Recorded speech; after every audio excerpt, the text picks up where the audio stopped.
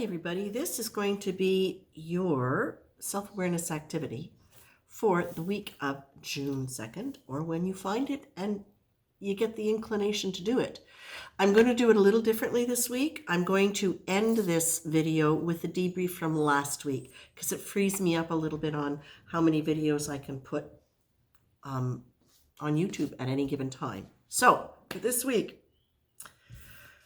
the self-awareness act, the concept that you're being asked to consider and let roll around in your brain as kind of like a backdrop to the week is surrender or giving up.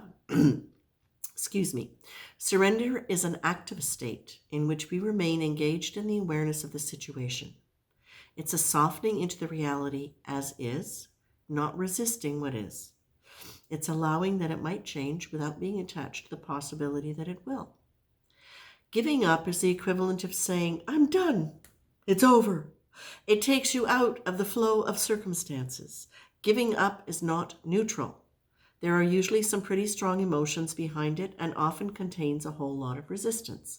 So again, with all of these things, when you look at this card, does it trigger anything in you? Does it bring up memories? Does it bring up feelings? That's number one.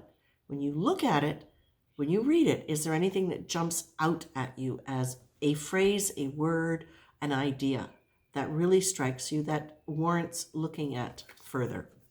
And then, of course, the other thing is, do you find yourself fighting with it in your mind or disagreeing with it? These ideas are meant to get you thinking, not to tell you how to think.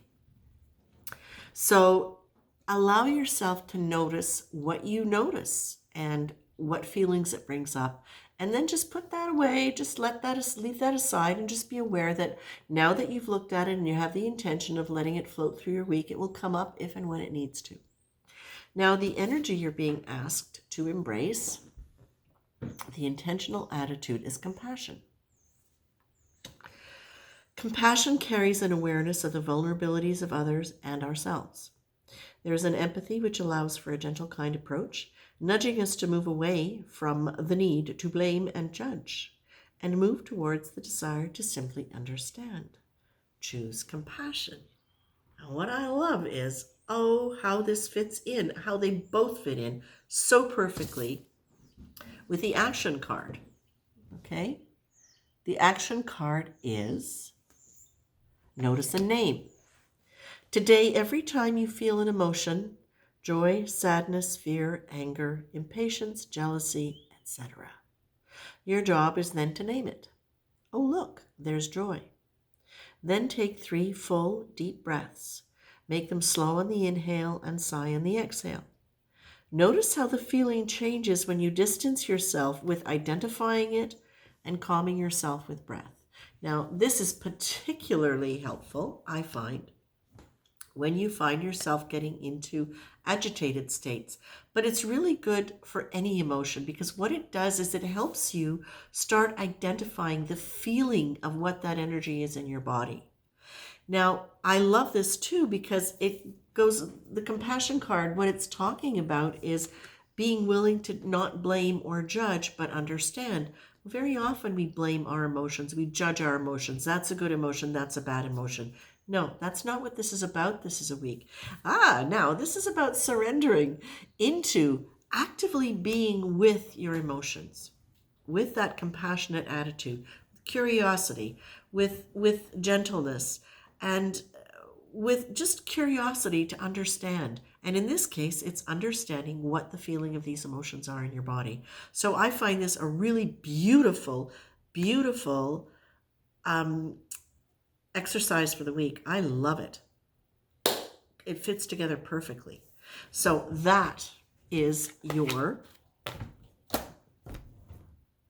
self-awareness exercise for June 9th. Still have a little bit of phlegm on the brain.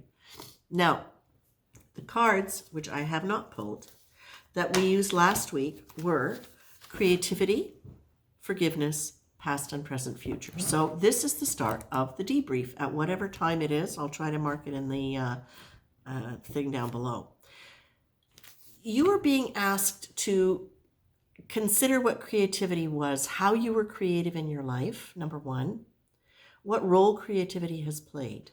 So things that might have come up for you were times that you tried to be creative when you were shamed or told that you weren't good enough, or, and I mean, and we've all seen that, right? I mean, how many times did J.K. Rowling uh, be refused before her books became incredible successes? How many times were painters who had new models of work um, not embraced by their teachers because it was so different? I mean, it's so common when something new comes in for it not necessarily to be accepted by the old guard. Has that been the case for you? Have you thought of yourself as not creative because you didn't do something that was artistic?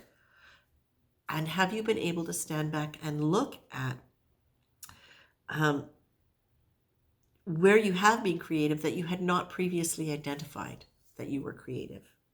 Now, within the context of this, because forgiveness comes up and past, present, future came up, I would also say, as you look back over your week, did you find yourself having memories of any of those situations around creativity? And did you find yourself still holding resentment where you needed to be able to forgive, where you needed to be able to look beyond how it felt to you in that moment and maybe not take it personally, realizing that there were other things perhaps going on with that person who was not treating you or supporting you in the best possible way? And also for yourself, can you forgive yourself for having doubted your abilities? That's another thing.